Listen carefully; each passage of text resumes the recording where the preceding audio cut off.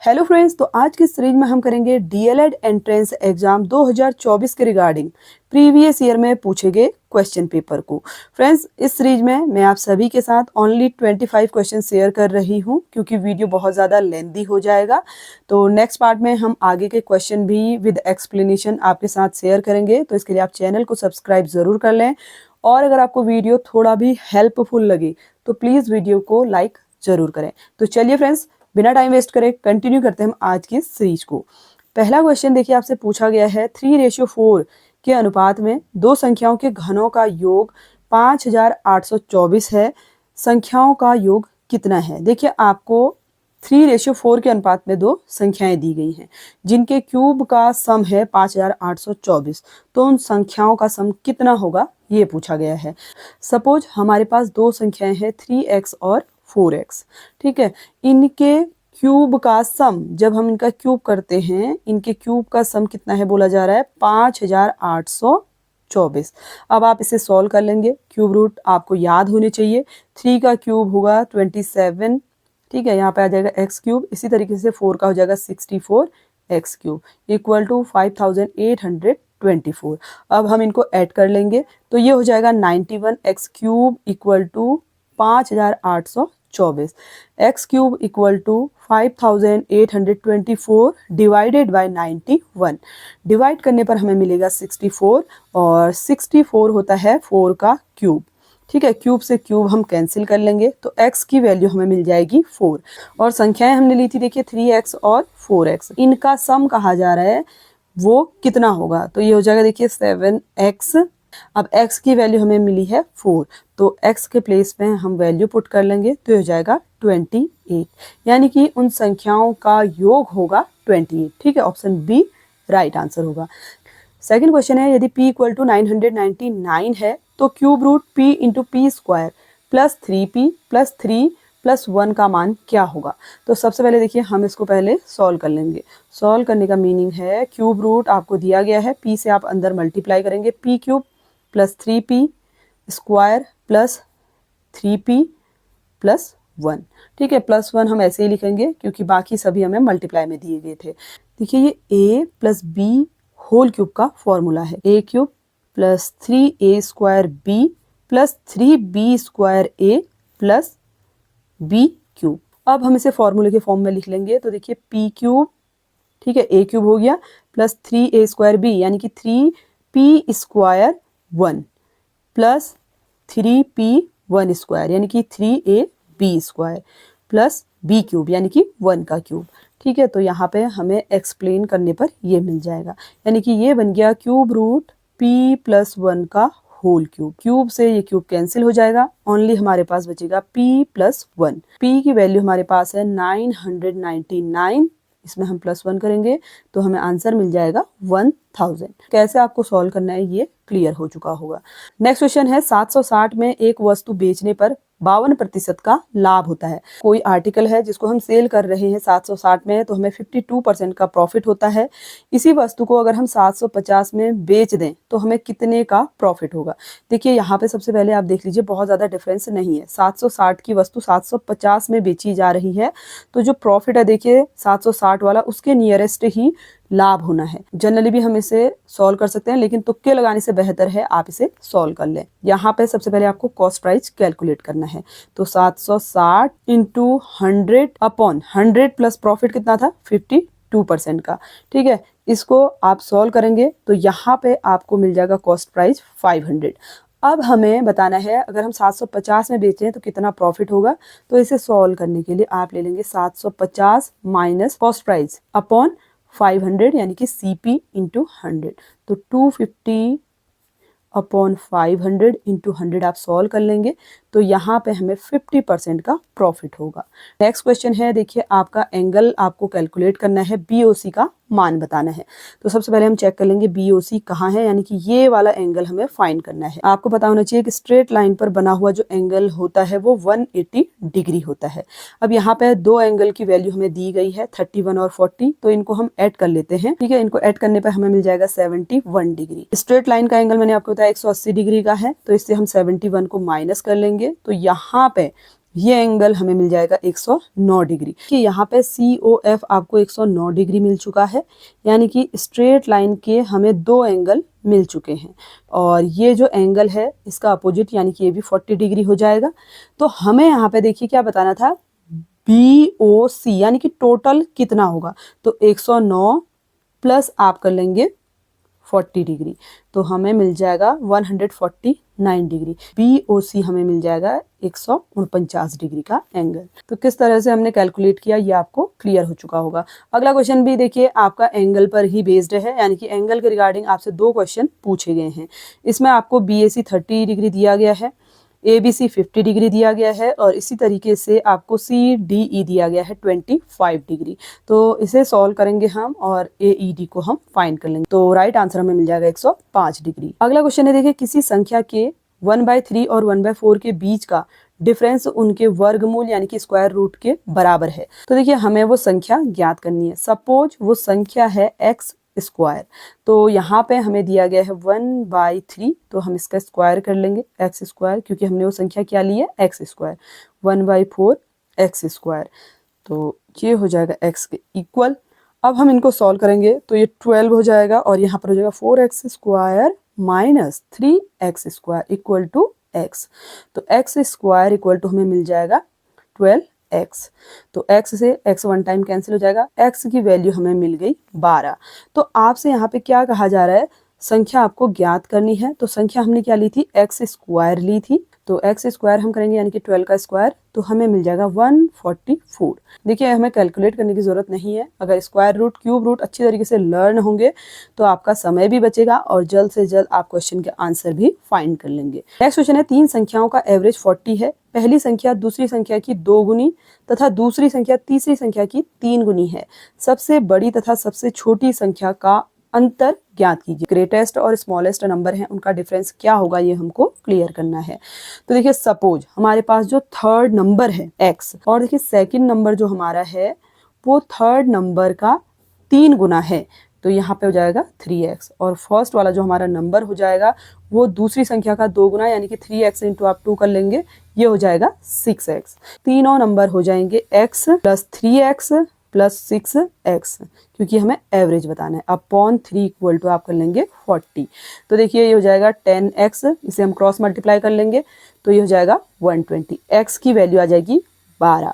अब आपसे कहा जा रहा है सबसे बड़ी संख्या और छोटी संख्या का अंतर। सबसे बड़ी संख्या 6x है, छोटी है x, तो इसे हम सॉल्व कर लेंगे। ये हो जाएगा 5x और x की वैल्यू हम इसमें पुट कर लेंगे तो हमें मिल जाएगा आंसर 60। डी इसका करेक्ट आंसर होगा। नेक्स्ट क्वेश्चन है 3 टू द पावर 40 का इकाई का अंक है। देखिए यूनिट डिजिट के रिगार्डिंग आपसे एक क्वेश्चन जरूर पूछा जाता है, तो इसके लिए देखिए मैं आपको एक बेसिक सी ट्रिक बता रही हूँ। आपको ध्यान रखना है जिन नंबर की यूनिट डिजिट यानी कि इकाई का अंक 0, 1, 5, 6 होगा उनमें कोई भी चेंज नहीं होगा। तो जैसे 56 टू द पावर 40 गिवन है, तो आपको ध्यान रखना है कि यूनिट प्लेस पर नंबर है वही उसका यूनिट डिजिट होगा। इसी तरह से अगर किसी भी नंबर में यूनिट डिजिट 0, 1, 5, 6 दिया गया है तो वही डिजिट उनकी इकाई के अंक होंगे। सेकंड कंडीशन, अगर इनके अलावा कोई और डिजिट हो। देखिए फॉर एग्जांपल हम इसको समझते हैं, जैसे देखिए हमने एक एग्जांपल ले लिया 962 टू द पावर 67। ठीक है, यहाँ पर ना तो 0 है, ना ही 1 है, ना ही 5 है, ना ही 6 है। तो इस कंडीशन में हमें क्या करना है, ये ध्यान रखना है अगर पावर 4 से ज्यादा है। देखिए पॉइंट को आप लोग ध्यान रखें और नोट भी कर लें। अगर संख्या की पावर 4 से ज्यादा है तो हम इसको 4 से डिवाइड कर लेंगे। तो यहाँ पे 67 को अगर आप 4 से डिवाइड करेंगे तो देखिए 4 1 जा 4, 4 6 जा 24, और यहाँ पे रिमाइंडर क्या बचेगा 3। आपको पावर 3 कर लेनी है। जो भी पावर शेष बचेगी वो यूनिट डिजिट की आपको पावर करनी है। तो हमारे पास नंबर था 962, इसमें यूनिट डिजिट हमारी 2 थी, तो 2 का पावर हम कर लेंगे 3, तो इसकी यूनिट प्लेस हो जाएगी 8। कैसे मैंने किया ये आपको क्लियर हो चुका होगा। अगर नहीं हुआ है तो जल्द ही मैं आपके साथ टॉपिक शेयर करूंगी, उसमें आप इसको सॉल्व कर लेंगे। याद रखना है 4 से अगर ज्यादा पावर है किसी भी नंबर की तो हमको उसको 4 से डिवाइड करना है, और जो शेषफल आएगा उसी को यूनिट डिजिट की पावर करके हमें सॉल्व कर लेना है। तो ये पॉइंट आपको क्लियर हो चुका होगा। इसके अलावा देखिए एक और पॉइंट मैं आपको क्लियर कर दूं। सपोज किसी नंबर की पावर को सॉल्व करने पर शेष नहीं बचता है, जैसे 1064 की पावर हम 68 ले लेते हैं और यहाँ हम डिवाइड करते हैं 4 से, तो देखिए यहाँ पे शेष कुछ भी नहीं बच रहा है। तो इस कंडीशन में आप क्या करेंगे, देखिए जो भी यूनिट डिजिट है 4 है तो इसकी पावर हम 4 ही कर लेंगे और इसको आप सॉल्व कर लेंगे, 256 हो जाएगा, तो यूनिट डिजिट पे हमें 6 मिल जाएगा। अब हम क्वेश्चन को सॉल्व कर लेते हैं। 3 टू द पावर 40 है तो ये सिंपल सा है, इसको आप इसके सिंपलेस्ट फॉर्म में चेंज कर लेंगे, 4 इंटू 10 हो जाएगा। तो हम ले लेंगे ओनली 3 टू द पावर 4। क्यों लिया है, क्योंकि ये 0 है और यूनिट डिजिट हमें ओनली लिखनी है, तो यूनिट डिजिट में सिर्फ ये अकेली डिजिट है तो इसलिए हम 3 टू द पावर 4 लिखेंगे। 3 टू द पावर 4 को हम सॉल्व करेंगे तो हमें मिल जाएगा 81, यानी कि जो यूनिट डिजिट है वो 1 आ रही है। ठीक है, तो राइट आंसर हो जाएगा ऑप्शन ए। कैसे सॉल्व किया, आई होप कि आपको क्लियर हो चुका होगा। नेक्स्ट क्वेश्चन की ओर हम बढ़ते हैं। क्वेश्चन नंबर 109 से 111 तक बार ग्राफ से रिलेटेड क्वेश्चन आपको दिया गया है। यहाँ पे परिवारों की संख्या दी गई है 1000 में और परिवार के सदस्यों की संख्या दी गई है आपको इस साइड में। ठीक है, यानी कि नीचे परिवार के सदस्यों की संख्या है। तो इसी के रिगार्डिंग 3 से 4 नंबर के क्वेश्चन आपसे पूछे गए हैं। सबसे पहले परिवार में सदस्यों का एवरेज आपको कैलकुलेट करना है। तो इस एवरेज को कैलकुलेट करने के लिए आपको देखिए यहाँ पे सदस्यों की जो संख्या दी गई है उससे आप 1000 वाले को मल्टीप्लाई करेंगे, यानी कि यहाँ पे देखिए परिवार में सदस्यों की संख्या पहले वाले बार ग्राफ में है 1, तो ये हो जाएगा 1 इंटू 5000। इसी तरीके से आप इसको भी सॉल्व कर लेंगे, 2 इंटू 30,000। इसी तरीके से आप और भी नंबर्स का एवरेज कैलकुलेट कर लेंगे। तो देखिए सॉल्व करने पे मिल जाएगा 5,15,000। ठीक है, डिवाइडेड बाय, और डिवाइड कर लेंगे आप 1,50,000 से। ठीक है, अब हम इसको सॉल्व करेंगे तो हमें मिल जाएगा 3.4, यानी कि जो परिवार में सदस्यों का एवरेज होगा वो 3.4 होगा। नेक्स्ट क्वेश्चन आपसे पूछा जा रहा है औसत से कम सदस्य वाले परिवारों का अंश क्या है। तो देखिए औसत एवरेज कितना आ रहा है 3.4, 3.4 से कम वाले कह रहा है, तो ये कितने हैं 3.4 से कम वाले, हम इसको कैलकुलेट करेंगे। तो पहला जो नंबर है देखिए 3 से कम, यानी कि इससे कम वालों को आप सॉल्व कर लेंगे। 3 इंटू आप 45,000 कर लेंगे, 2 इंटू 30,000 कर लेंगे, 1 इंटू 5,000 कर लेंगे और इनका एवरेज आप कैलकुलेट कर लेंगे। तो आपको सॉल्व करने पर मिलेगा 8/15, तो राइट आंसर हो जाएगा ऑप्शन बी। नेक्स्ट हमें कैलकुलेट करना है 4 से ज्यादा सदस्य वाले परिवारों का प्रतिशत क्या है। देखिए 4 से ज्यादा वाले जो परिवार हैं वो सिर्फ यहाँ पे 2 हैं, तो इसे आप सॉल्व करेंगे और इसका परसेंटेज आप कैलकुलेट करेंगे तो हमें मिलेगा आंसर 20%। तो ऑप्शन बी इसके लिए राइट आंसर होगा। ठीक है, तो आपको थोड़ा सा प्रैक्टिस करने की जरूरत है। बार ग्राफ के रिगार्डिंग 3 से 4 नंबर का क्वेश्चन पूछा जाता है, तो इस टॉपिक को आप अच्छी तरीके से प्रिपेयर जरूर कर लें क्योंकि इससे आपके 3 से 4 नंबर बनेंगे। अगला क्वेश्चन है बुखार की एक दवाई 75% व्यक्तियों को लाभ पहुंचाती है। यदि 3 व्यक्ति जिनको बुखार है इसका सेवन करते हैं तो उस दवाई से 3 व्यक्तियों को लाभ पहुंचाने की प्रायिकता क्या होगी। एक व्यक्ति को लाभ पहुंचाने की प्रायिकता है 75%, यानी कि 3/4। अब ये दवा जब 3 व्यक्तियों को मिलती है तो उनको लाभ यानी कि प्रॉफिट देने की प्रोबेबिलिटी क्या होगी पूछा जा रहा है। तो सिंपल सा है, हम इसको 3/4 इंटू 3/4 इंटू 3/4 कर लेंगे तो राइट आंसर हमें मिल जाएगा 27/64 इसकी प्रायिकता होगी। तो ऑप्शन डी इसका करेक्ट आंसर हो जाएगा। अगला महत्वपूर्ण प्रश्न भी देखिए एंगल के रिगार्डिंग है। देखिए एंगल कैलकुलेट करने के रिगार्डिंग 3 नंबर के क्वेश्चन अभी तक पूछे जा चुके हैं, तो इसमें आपको x को फाइंड करना है। तो x को जब आप कैलकुलेट करेंगे तो आपको राइट आंसर मिल जाएगा 65 डिग्री। नेक्स्ट क्वेश्चन है रस्सी ए की लंबाई का रस्सी बी की लंबाई से अनुपात है 3:4। रस्सी सी की लंबाई का रस्सी बी की लंबाई से अनुपात है 7:6। यदि सबसे लंबी रस्सी की लंबाई 84 सेंटीमीटर है तो तीनों रस्सियों की कुल लंबाई ज्ञात कीजिए। तो देखिए इस क्वेश्चन को हम सॉल्व कर लेंगे। सबसे पहले आप इसको सीक्वेंस में लिख लेंगे। A/B आपको गिवन है 3/4। सेकंड आपसे कहा जा रहा है रस्सी सी की लंबाई का रस्सी बी की लंबाई से अनुपात है 7:6। देखिए यहाँ पे आपको थोड़ा सा ध्यान से क्वेश्चन को पढ़ना है। पहले रस्सी सी दी गई है तो इसमें कंफ्यूज नहीं होना है, यानी कि B/C को हम इस तरीके से भी लिख सकते हैं 6/7। इससे क्वेश्चन को सॉल्व करने में आसानी होगी। हमें A/B/C फाइंड करना होगा, तो A/B B/C। देखिए इसको कैलकुलेट करने के लिए हम कुछ इस तरीके से लिख सकते हैं, इससे हमें आंसर फाइंड करने में आसानी होगी। A/B 3/4 है, B/C है 6/7। इसे सॉल्व करेंगे तो इसमें क्या होता है, सबसे पहले हम इसे इससे मल्टीप्लाई करते हैं, 6 को 4 से करते हैं और 4 को करते हैं 7 से। A/B/C अगर आपको कैलकुलेट करना है तो ऐसे ही आप हमेशा फाइंड करें। ठीक है, तो ये हो जाएगा 6 3 जा 18, 6 4 जा 24, 4 7 जा 28। अब यहाँ पे हम क्या कर सकते हैं, ये सारे ही नंबर कॉमन हैं तो 2 से हम इनको सेपरेट कर लेते हैं। 9:12:14 हो जाएगा। अब देखिए हम a इक्वल टू ले लेते हैं 9x, b इक्वल टू हम ले लेते हैं 12x और c इक्वल टू ले लेते हैं 14x। तो सबसे बड़ी रो हो जाएगी हमारी 14x वाली इक्वल टू 84। तो x इक्वल टू हमें वैल्यू मिल जाएगी 6। अब x की वैल्यू मिल चुकी है तो सबका हम सम कर लेंगे, यानी कि जो तीनों रस्सियां हैं इनका हम सम करेंगे। 9x plus 12x plus 14x, तो इन सबको ऐड करने पर हमें मिल जाएगा देखिए 35x। तो x की वैल्यू हम इसमें पुट करेंगे तो हमें मिल जाएगा 35 × 6, तो आंसर हमें मिल जाएगा 210 सेंटीमीटर। ठीक है, कैसे हमने इसे कैलकुलेट किया आई होप कि आपको क्लियर हो चुका होगा। तो राइट आंसर हो जाएगा ऑप्शन ए। नेक्स्ट क्वेश्चन है, निम्न में से किस आकृति में 6 फलक 12 किनारे 8 शीर्ष होते हैं। तो देखिए रीजनिंग में भी मैंने आपको ये क्लियर किया हुआ था, तो आई होप कि आपको इसका आंसर आता भी होगा। ठीक है, तो ऑप्शन ए इसका राइट आंसर होगा।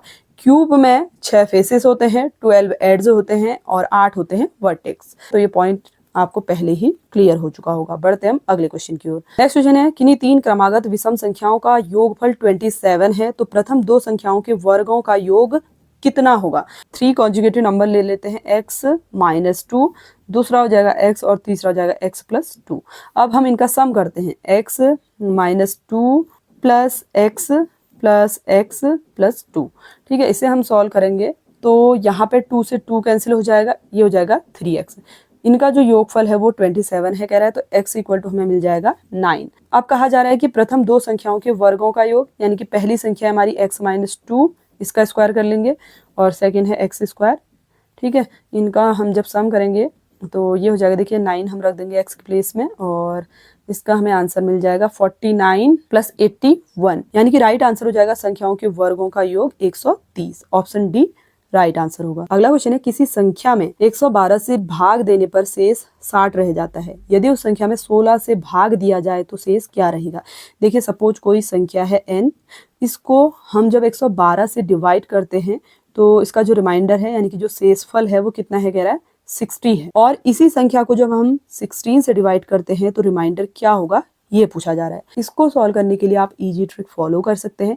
जो पहले नंबर का शेष है, ठीक है, यानी कि पहली संख्या से भाग करने पर जो शेष बच रहा है इसी को हम इस 16 से डिवाइड कर लेंगे। 12 आपको मिलेगा शेष, वही इसका राइट आंसर हो जाएगा। ठीक है, तो शेषफल हमें कितना मिल जाएगा 12। ऑप्शन सी करेक्ट आंसर होगा।